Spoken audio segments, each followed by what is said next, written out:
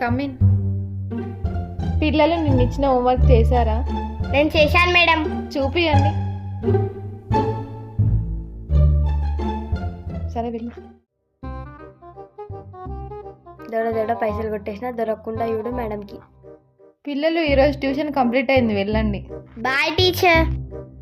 అరే డబ్బులు పెట్టారే, కనిపించట్లేదు. జింకిచక్క టీచర్ దగ్గర డబ్బులు కొట్టేసిన.